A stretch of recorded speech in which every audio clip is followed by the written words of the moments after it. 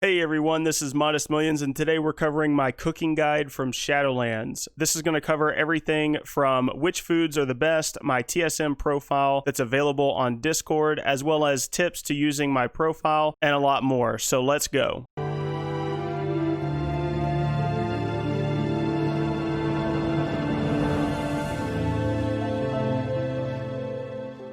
Alright, so right off the bat, let's talk about the items that you can craft with cooking. First off, you have the small meals. We have the cinnamon bonefish stew, meaty apple dumplings, butterscotch marinated ribs, sweet silvergill sausages, biscuits and caviar, pickled meat smoothie. Then for the large meals, we have spine fin souffle, iridescent ravioli, steak a la mode, tenebrous crown roast, banana beef pudding, and candied amberjack cakes. The soul food is the fried bonefish, seraph tenders, and the smothered shank. And then the feasts, we have the surprisingly palatable feast and feast of the gluttonous hedonism. Now, your mats that you're looking at for cooking are iridescent amberjack, pocked bonefish, raw seraph wings, creepy crawler meat, Elysian thade, spine fin piranha, silvergill pike, tenebrous ribs, phantasmal haunch, lost soul, ethereal meat, and shadowy shank. The rest of the mats can be bought from the cooking vendor. Now go ahead and check out the Discord. I have my profile on there so you can download it, and this will give you all the groups and operations.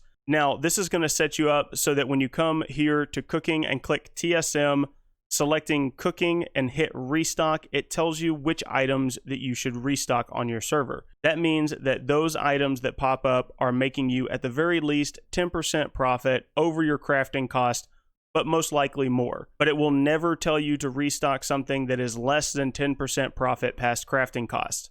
Now, there is a big disclaimer with this setup, and this is due to the fact that you can no longer manually adjust the DB min buyout with the auction house scan.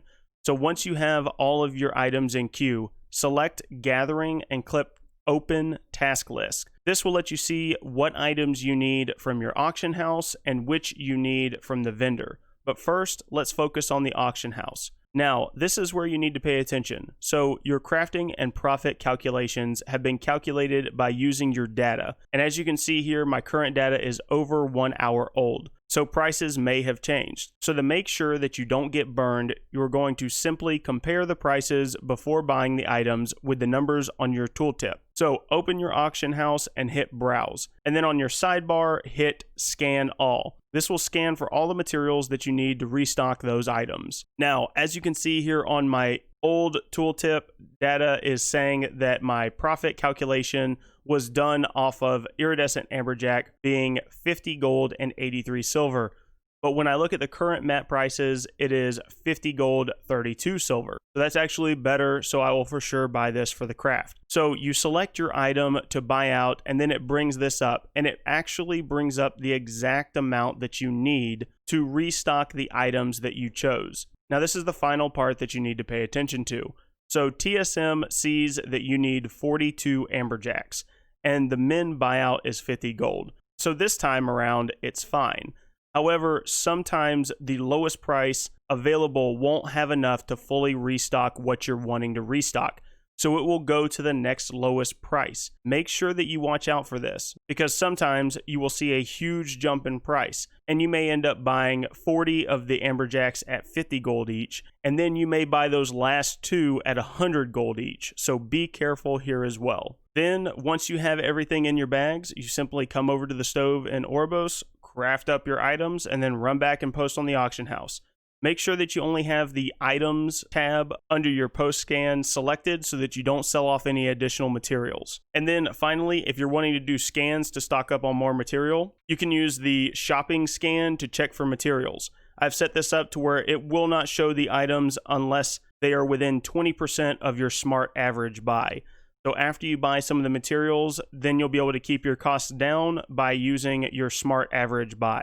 Now, for those of you that may not want to use TSM or use the profile that I have set up, I get it. I understand that it's a little daunting. So I'll still kind of talk about the items that still make decent amount of profit. Really, with the small meals, I've yet to find any of them that give consistent profit. The large meals and the feasts are where you're going to want to focus most of your time. A majority of my profits have come from large meals and the feasts. So in the large meals, the big sellers are the iridescent ravioli, steak a la mode, and the tenebrous crown roast. And then, of course, the feasts, the surprisingly palatable feasts have been the best one for me and have averaged anywhere from 100 to 150 gold profit per craft. So that's really it for this guide, guys. Shadowlands cooking has been a great gold maker on my server with very consistent profits throughout the week, as well as a nice spike in sales and profits at reset. And with this profile for TSM, you can start getting your crafting streamlined to increase those numbers and your efficiency. If you haven't already, join the Discord and follow me on Twitch. We stream every Monday at 8:30 p.m. Central, and if you want more exclusive content, come support me on Patreon. And a huge shout out to all my Patreons. We hit our first goal this week. You guys are absolutely amazing. And as always, if you enjoyed the video, please comment, like, and subscribe down below, and I will see you all in the next video.